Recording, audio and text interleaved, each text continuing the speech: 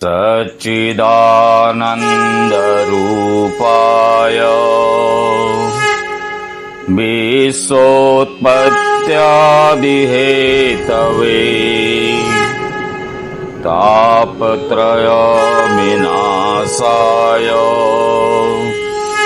श्रीकृष्णाय वयं नमः। श्री कृष्ण कहते हैं, हे अर्जुन, भक्ति का स्थान इतना ऊंचा है कि अपने सच्चे भक्तों की मैं स्वयं भक्ति करता हूँ। ये आप क्या कह रहे हो मधुसूदन? भला परमात्मा होकर तुम किसी भक्त की भक्ति कैसे कर सकते हो? यदि परमात्मा ही भक्त बन जाए तो फिर दोनों में क्या अंतर रह जाएगा प्रभु? यही अंतर तो मैं मिटाना चाहता हूँ अर्जुन। भक्ति भगवान और भक्त के बीच कोई सीमा रेखा नहीं खींचती। कितने अनमोल विचार थे श्री कृष्ण के, ध्यान से सुनिए। भगवान कहते हैं, भक्ति तो भगवान और भक्त के बीच एक पवित्र रिश्ता है, जैसे एक प्रेमी और उसकी प्रेमिका को बंधन में बांधकर हमेशा के लिए एक कर देता है। उसी प्रकार भक्ति के द्वारा भक्त अपने भगवान में तथा भगवान अपने भक्त में समा जाते हैं। दोनों एक रूप हो जाते हैं। उधर माता पार्वती कहती हैं, हे भोलेनाथ, इन अमृत वचनों की रिमझिम में तो मेरा तन मन ऐसे भीग गया है कि मेरी तो आत्मा ही तृप्त हो गई है। भोलेनाथ कहते हैं, हे देवी, आप तो इन अमृत वचनों की वर्षा में भीग गई हैं, परंतु उधर अर्जुन को देखो, इस अमृत वर्षा में तो उसका पूरा अस्तित्व, उसकी आत्मा एक ऐसे बदल गई है जैसे वर्षा के पश्चात धरती हरा जोड़ा पहनकर दुल्हन बन जाती है। ज्ञान की गंगा में स्नान करके अर्जुन सबसे अधिक निहाल हो गया है। उधर अर्जुन भाव विभोर होकर निहाल हो जाते हैं। उनके आंखों से निर्मल अश्रुधारा बह निकलती है।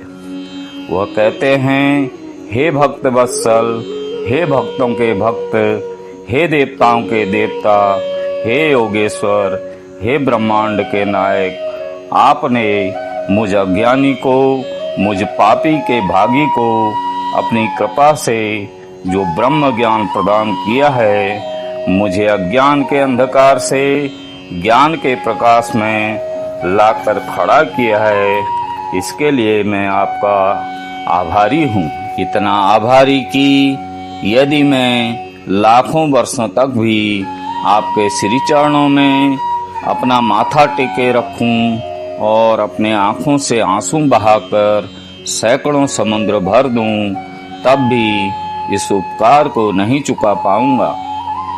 इस परम गोपनीय अथवा आध्यात्मिक विद्या के लिए आपका कोटि कोटि धन्यवाद। हे योगेश्वर, आपके परम ज्ञान के आगे मैं अपना माथा टेकता हूँ। जरा सोचिए आप, कैसा होगा वो दृश्य। मैं इतना भ्रष्ट बुद्धि, अपनी हर जिद, हर इच्छा, हर आशा और अपनी हर कामना के साथ अपने आप को, अपने तन मन को आपको समर्पित करता हूँ। हे प्रभु, यह सब कुछ आपकी ही दया का दान था, जो मैं आपके ही श्री चरणों में रखता हूँ और अपने अज्ञान के मारे आपको केवल एक मनुष्य समझकर, अपना सखा और अपना मित्र समझकर जाने अनजाने में मैंने जो भी भूल की हो, आपकी गरिमा को धक्का पहुंचाया हो, तो उसके लिए हे दया के सागर, आप मुझे क्षमा कर दीजिए और मेरे इस समर्पण को स्वीकार करिए। अर्जुन के आंखों से लगातार निर्मल अश्रुधारा बह रही थी। उनका कंठ भरा हुआ था और वो लगातार रो रहे थे। मुझ पर दया कीजिए भगवान। कृष्ण बोले, हे अर्जुन, देखो इन आंसुओं को। इन आंसुओं की गंगा में तुमने अपनी हर भूल, हर पाप को धो डाला है। अब तुम निष्पाप हो गए हो। हे अर्जुन, तुम्हारे विवेक ने तुम्हारी आत्मा से पापों का बोझ उतार दिया है। हाँ प्रभु, आपके ज्ञान और आपकी भक्ति से मेरा अज्ञान तथा मेरा अहंकार सब कुछ जल कर राख हो गया है। मेरी आत्मा से सारा बोझ उतर गया है। हे प्रभु, हे दया के सागर, मुझे ऐसा लग रहा है जैसे एक छोटी सी चींटी एक तूफानी नदी को पार कर गई है। उसी प्रकार मैं आपके कमल रूपी एक पत्ते पर बैठकर इस विशाल भवसागर को पार कर रहा हूँ। जिस प्रकार अंत समय में एक मृतक शरीर आत्मा से दूर हो जाता है, उसी प्रकार मेरी सारी आसक्तियां, सभी आशाएं, सभी कामनाएं मुझसे दूर चली गई है और मैं प्रकाश की एक किरण की भांति हल्का हो गया हूँ। अब जैसे मेरे सारे अस्तित्व पर कोई बोझ नहीं रहा। चारों ओर केवल प्रकाश ही प्रकाश है। श्री कृष्ण कहते हैं, तुम धन्य हो अर्जुन, तुम धन्य हो। इस क्षण जैसी परम अवस्था में तुम पहुंच गए हो, उस अवस्था में युगों युगों में कोई महात्मा मेरी विशेष कृपा से पहुंच पाता है। मैं देख रहा हूं कि इस क्षण तुम केवल एक प्रकाश पुंज हो, जिसे मैंने अपने दिव्य ज्योति से प्रकाशित कर दिया है। कोई लालसा, कोई कामना अब तुम्हारे अंदर नहीं रही। तो क्या आसक्ति सर्वनाश का मूल है प्रभु? हाँ अर्जुन, इसलिए तो मैंने तुम्हें निरासक्ति होने को कह रहा हूँ, स्थित प्रज्ञ होने को कह रहा हूँ, क्योंकि स्थित प्रज्ञ की स्थिति निष्काम कर्मयोग की चरम स्थिति है। अर्जुन कहते हैं, हे केशव, कृपया स्थिर प्रज्ञ का कोई उदाहरण देकर समझाओ। हे अर्जुन, विशाल और अथाह सागर का स्वभाव स्थिर प्रज्ञ मनुष्य की भांति ही होता है। यदि अधिक पानी आ जाए तो उसमें बाढ़ आ जाती है। उसकी तूफानी लहरें चारों ओर किनारों को तोड़कर तबाही मचा देती हैं। तो क्या आसक्ति सर्वनाश का मूल है प्रभु? हाँ अर्जुन, इसलिए तो मैं तुम्हें निरासक्ति होने को कह रहा हूँ, स्थिर प्रज्ञ होने को कह रहा हूँ, क्योंकि स्थिर प्रज्ञ की स्थिति निष्काम कर्म योग की चरम स्थिति है। अर्जुन कहते हैं, हे केशव, कृपया स्थिर प्रज्ञ का कोई उदाहरण देकर समझाओ। हे अर्जुन, विशाल और अथाह सागर का स्वभाव स्थिर प्रज्ञ मनुष्य की भांति ही होता है। नदी में यदि अधिक पानी आ जाए तो उसमें बाढ़ आ जाती है। उसकी तूफानी लहरें चारों ओर किनारों को तोड़कर तबाही मचा देती हैं। उसी तरह यही हाल एक क्षुद्र मन वाले व्यक्ति का भी होता है। थोड़ा सा धन, थोड़ी सी सफलता उसे हजम ही नहीं होती है और धन और सफलता के नशे में चूर वह सभी मर्यादाएं तोड़कर एक ओछे इंसान की तरह हरकतें करने लगता है। हे अर्जुन, जो भोग विलास का भक्त होता है वो परमात्मा का भक्त कैसे हो सकता है? ऐसे मनुष्य जो बाहर से भक्ति का प्रदर्शन करते हैं परंतु मन से विषयों के चिंतन और उन आसक्तियों में लीन रहते हैं, वो भक्त केवल भक्ति का ढोंग करते हैं वे योगी नहीं ढोंगी होते हैं। उन्हें मिथ्याचारी कहते हैं। इसलिए पार्थ स्थिर प्रज्ञ मनुष्य की बुद्धि स्थिर रहती है, अपने मन पर सदा उसका नियंत्रण रहता है। स्थिर प्रज्ञ को भोग और उपभोगों में रस आसक्ति नहीं होती है। वो शुभ अशुभ वस्तुओं की प्राप्ति होने के बाद भी ना प्रसन्न होते हैं और ना ही दुखी होते हैं। हे पार्थ, ऐसे महापुरुषों को पूर्ण विश्वास होता है कि ईश्वर सदा सर्वदा उनके साथ है, इसलिए वह किसी भी परिस्थिति में विचलित नहीं होते। यह कहना कितना आसान है कि सब साधारण मनुष्य के लिए इस मानसिक स्तर पर पहुंचना बहुत कठिन है। इसलिए सांसारिक मनुष्य को किसी दैवी शक्ति की आवश्यकता होगी। तुमने ठीक कहा अर्जुन, भगवत कृपा के बिना कोई भी कार्य सिद्ध नहीं हो सकता है। इसके लिए मनुष्य को अपने पुरुषार्थ के साथ साथ प्रभु की भक्ति का भी आश्रय लेना चाहिए। हे अर्जुन, परमात्मा की भक्ति करने से मन सात्विक हो जाता है और विषय शक्ति पूर्ण समाप्त हो जाती है। और यदि आसक्ति का नाश नहीं हुआ तो मनुष्य का सर्वनाश हो जाता है। सर्वनाश? हाँ पार्थ, सर्वनाश।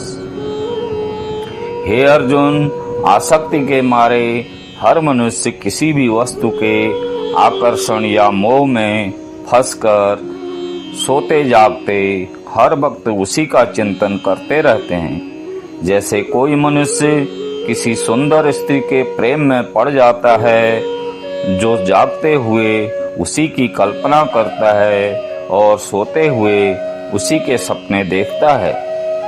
इस प्रकार निरंतर चिंतन से आसक्ति की नींव पर काम की भावना उभरने लगती है। काम या वासना में थोड़ी सी रुकावट आने से क्रोध का आगमन हो जाता है। जहाँ क्रोध है वहाँ सम्मोह अथवा विचार अथवा अविवेक है। जिस प्रकार प्रचंड वायु के झोंके से दीपक की ज्योति बुझ जाती है, उसी प्रकार काम जनित अविवेक की आंधी से मनुष्य की स्मृति नष्ट हो जाती है। और जब स्मृति भंस हो जाता है तब बुद्धि का नाश में कितना समय लगता है पार्थ। चैतन्य का नाश होने पर जो दशा शरीर की होती है, ठीक वही दशा बुद्धि का नाश होने पर मनुष्य की हो जाती है। बुद्धि नाश के कारण मनुष्य का भी सर्वनाश होता है। वाह, कितनी महत्वपूर्ण बात कही प्रभु ने। हे केशव, आसक्ति क्या सर्वनाश का मूल है। हाँ अर्जुन, स्थिर प्रज्ञ व्यक्ति एक सागर की तरह होता है, जिसमें चारों ओर से आकर जल एकत्रित होता है और निरंतर जमा होता रहता है, परंतु सागर उसी तरह शांत रहता है। नदियों का जल उसकी गहराइयों में गुम हो जाता है और सागर कभी अपने किनारे नहीं तोड़ता है। इसके अंदर जल का स्तर वही रहता है। यही स्थिर प्रज्ञ की अवस्था होती है।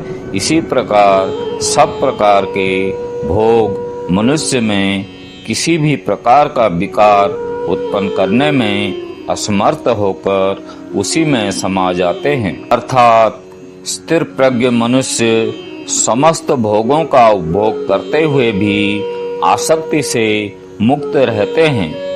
पार्थ, ऐसे स्थिर प्रज्ञ को परम शांति प्राप्त होती है और ऐसे स्थिर प्रज्ञ मनुष्य ही जगत का कल्याण करते हैं।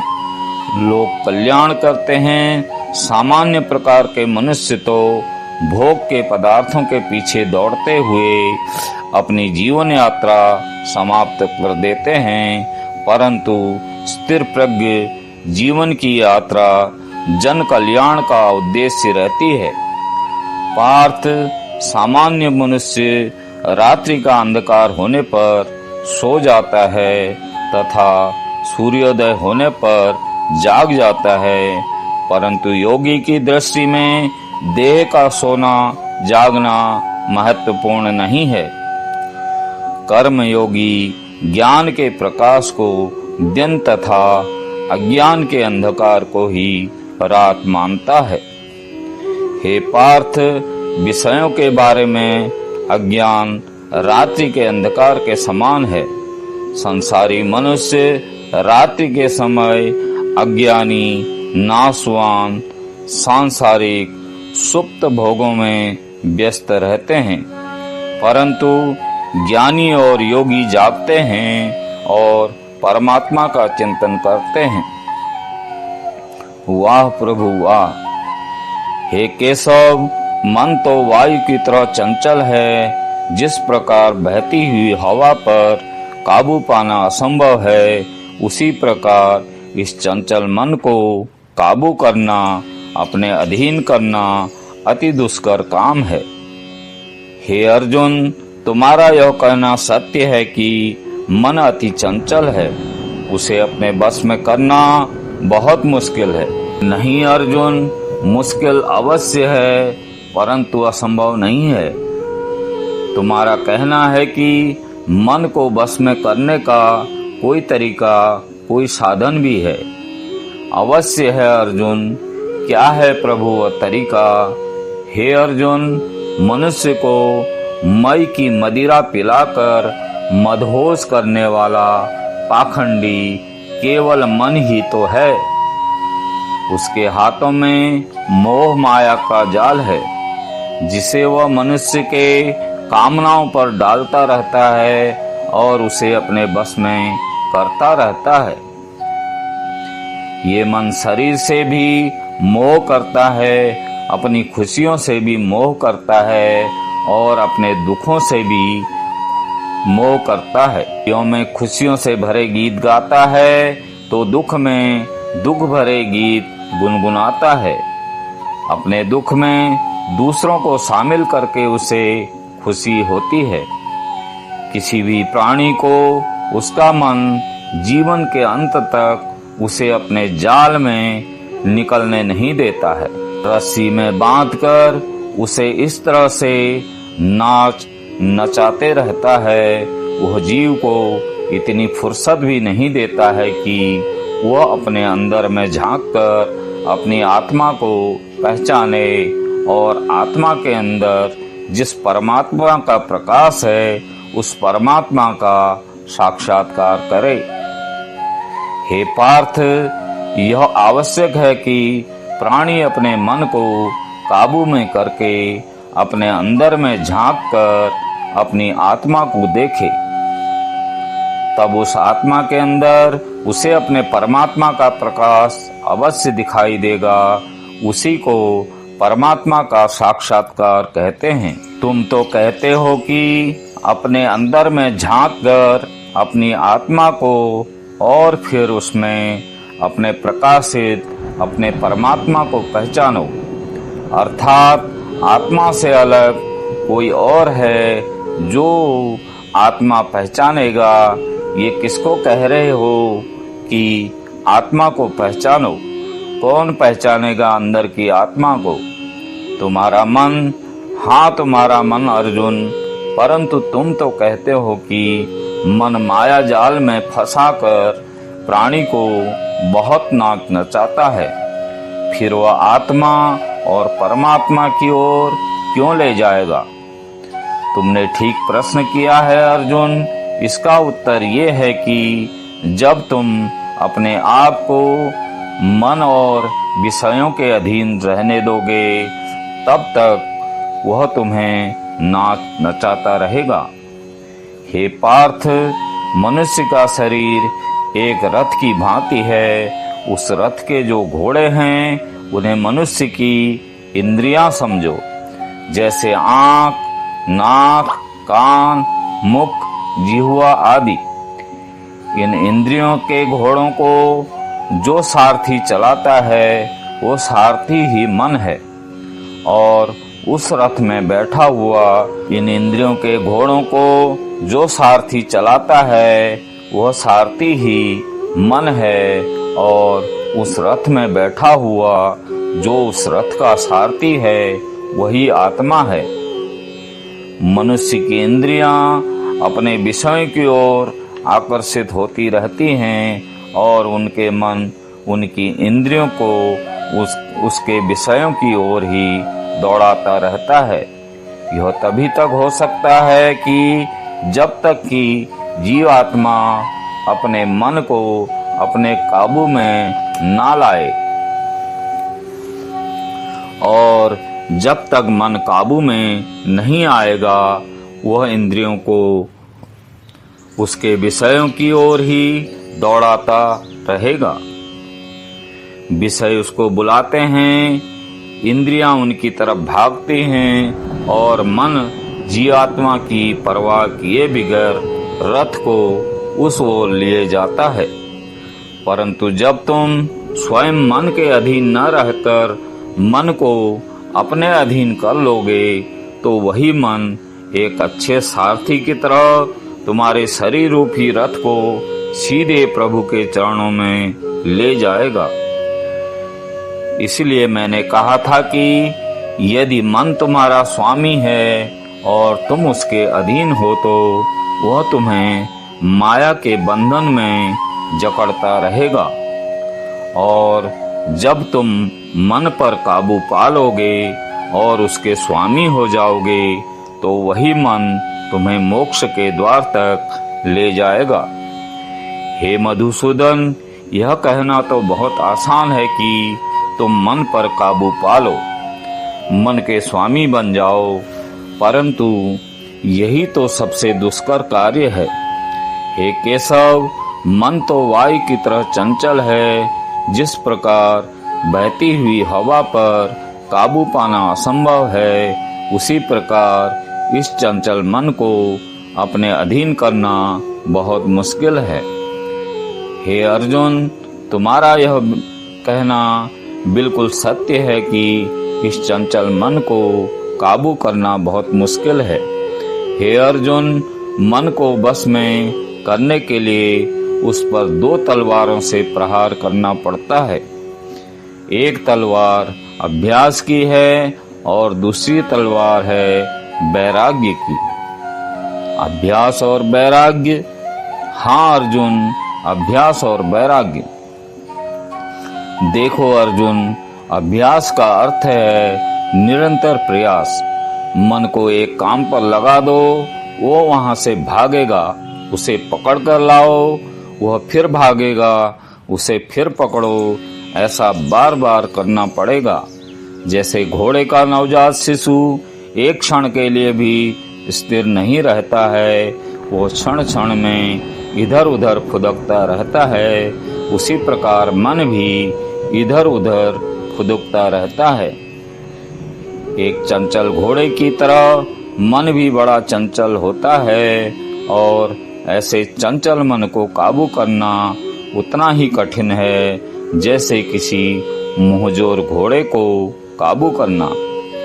ऐसे घोड़े को काबू करने के लिए सवार जितना जोर लगाता है, घोड़ा उतना ही विरोध करता है और बार बार सवार को ही गिरा देता है। परंतु यदि सवार दृढ़ संकल्प हो तो अंत में वह उस सर्कस घोड़े पर सवार हो ही जाता है। बस फिर वही घोड़ा सवार के इशारे पर चलता है। इसी प्रकार मन को भी नियंत्रण की रस्सी में बांधकर बार बार अपने रास्ते पर लाया जाता है, तो अंत में वह अपने स्वामी का कहना मानना शुरू कर देता है। इसी को कहते हैं अभ्यास की तलवार चलाना। जब अभ्यास के तलवार से मन काबू में आ जाए, फिर वह दूसरी वैराग्य की तलवार चलाने की क्या आवश्यकता है प्रभु? उसकी आवश्यकता इसलिए है अर्जुन कि एक बार ठीक रास्ते पर आ जाने के बाद मन फिर से उल्टे रास्ते पर न चला जाए, क्योंकि उल्टे रास्ते पर इंद्रियों के विषय उसको सदा ही आकर्षित करते रहेंगे। मिथ्या भोग, विलास और काम की तृष्णा फिर अपनी ओर खींच सकती है। इसलिए मन को यह समझना जरूरी है कि वह सारे विषय भोग मिथ्या है, असार है।